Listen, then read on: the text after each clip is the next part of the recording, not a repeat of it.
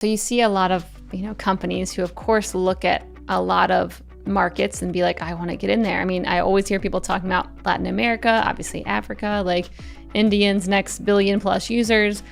But what do you see companies doing and getting wrong? Because, to me, I oftentimes see companies going in and trying to implement exactly what they have in the US or whatever. And of course, it doesn't work. But what are maybe some unintended consequences that happen when people do it the wrong way? Or maybe some stories where you're like, we tried it this way and we realized it wasn't the right method, or we see this happening oftentimes and it just doesn't work.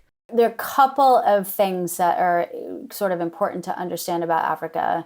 And I think, these largely apply globally as well. But a lot of businesses think, I can just take that model that worked in North America or worked in Europe, and I can just plunk it down in Africa and it will work there too.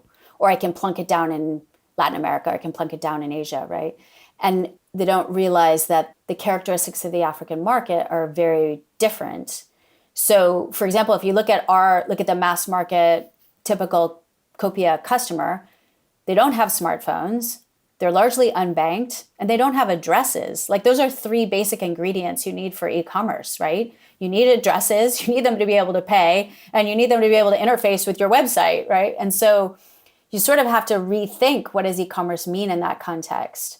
Or, there's a lot of fintechs in Africa now. You have to really rethink, what does banking mean in a context where your interface is only phones? And energy, right? There's never going to be a grid in Africa. It's always going to be alternative energies because there's no reason to build a grid.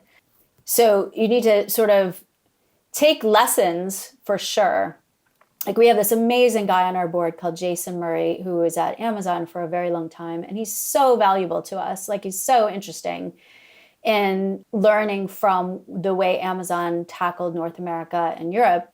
But it's a totally different context. So we have to think about that. The other thing I would say is Africa is 54 countries, and every country is a little bit different. There's lots of similarities to, Copia will work in the majority of those countries, but you also have to bring a giant slice of humble pie when you enter a new market and appreciate. You can't just copy and paste. You have to really appreciate the nuances, the differences that are relevant in each market. Mm-hmm. What are two countries that had a really large difference that maybe you and your team weren't expecting, or that you know of and you haven't really maybe tried to enter that country yet in Africa? So we're in Kenya and Uganda now, and we're heading to West Africa next. And so we've got boots on the ground sort of studying each of those markets. And then there are 10 additional markets beyond there where we're, doing all of the legwork to prepare for launch. And they're all just slightly different, right? Some have much higher mobile phone penetration and cheaper data, right? Some have more expensive transaction costs.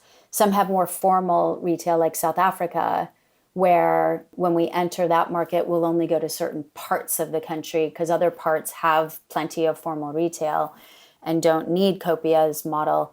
Each country has different road infrastructure that changes what you need to do in terms of the distribution system we build. So they're all just sort of subtle differences, but the underlying similarities are the very large population of middle-income consumers who have largely been neglected, largely been left behind, and they represent $2 trillion of spending across the continent. It's just a massive opportunity with very similar needs in terms of the same kinds of things you and I buy to address our family's needs on a day-to-day basis. Hey, thanks for watching. This segment was made possible by our friends at Salesforce Commerce Cloud. If you're looking for the #1 platform for all your commerce needs, go check out salesforce.com/commerce. And don't forget to subscribe below and tap that little bell icon so you can stay on top of all the amazing new segments and full episodes that we'll be putting out over the coming year with some of the best and most influential commerce leaders out there.